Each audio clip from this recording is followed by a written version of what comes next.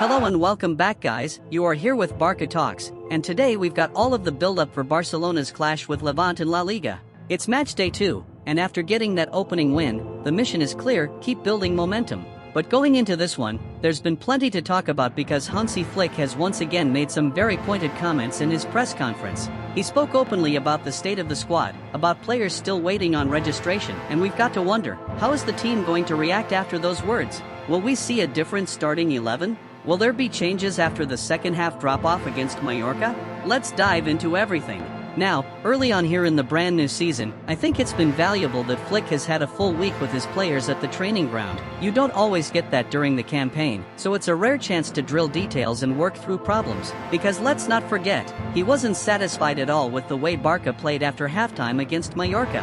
He wanted intensity, he wanted concentration, and he's had time to hammer those ideas in before this trip to Levante. Yes, it's another away game. In fact, it's 3 straight on the road to begin the season, but the target is clear: build on that first victory and make it 2 wins from 2. But guys, what we have to pay attention to here is Flick's tone.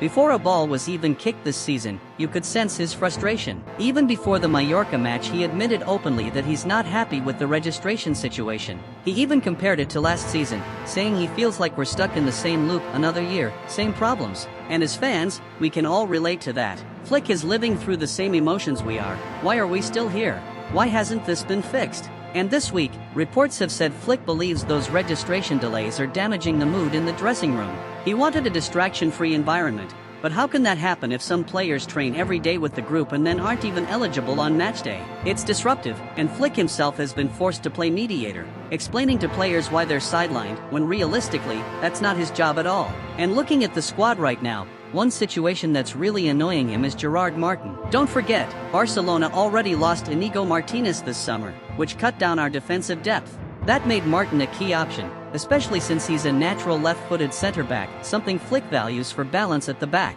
Yet he couldn't use him against Mallorca, and Flick made it very clear today: he desperately wants Martin available for Levante. He even said he needs him. But will it happen? That's still uncertain. And that uncertainty is exactly what Flick doesn't want 2 games into a new season. It's the same story with Rooney Bardadjou.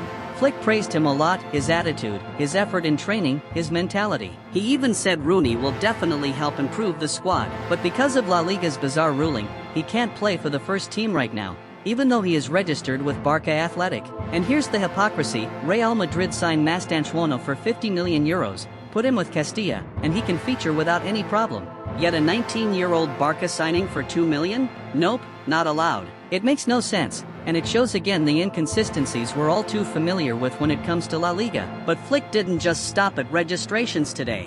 He was asked about Marc Casado's future, and his response was crystal clear: he does not want Casado sold. Flick said Casado doesn't want to leave, and he personally wants him here, because having him gives the squad confidence for what will be a long and tough season.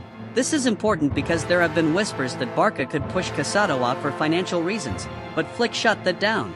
He knows the value of depth. Over the course of a long season, you need those players you can rely on, and Flick isn't about to let Casado slip away. He also gave similar backing to Fermín López, making it clear again that Barca need every player available. It's the same message: this team has to rotate, this team has to handle incredible demands, and he wants a squad big enough to cope. And then, we come to maybe my favorite part of his press conference: the words about Lamine Yamal.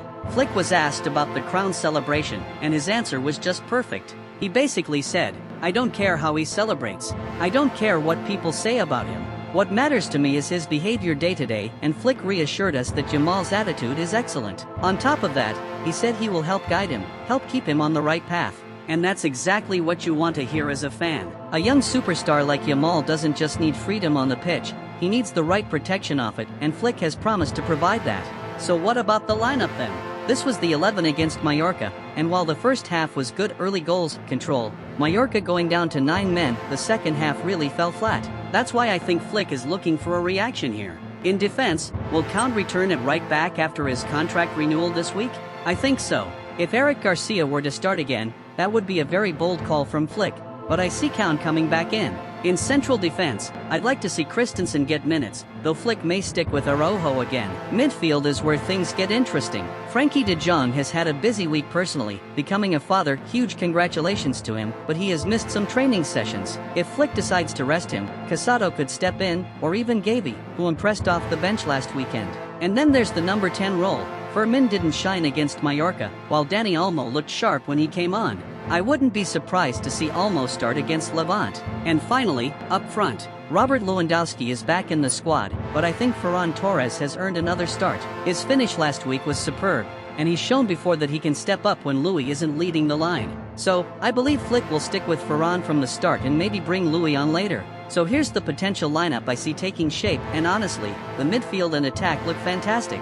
The only area that still feels thin is defense, but overall, there's plenty of firepower in this team. Now on to predictions. Last week, I went 3-1 to Barca and was proved wrong when Inaki Peña kept a clean sheet. This time, I'm going even bolder.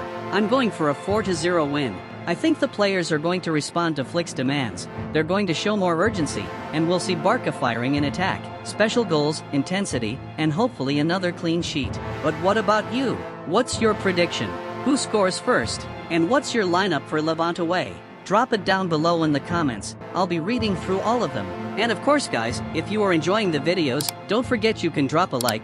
It really helps support the channel. And if you want to subscribe too, then feel free, I appreciate it massively. Another big game awaits us, and I'll be back after it with all the reaction. Until then, Visca el Barca, Visca Catalunya, and enjoy the match. I really hope we win.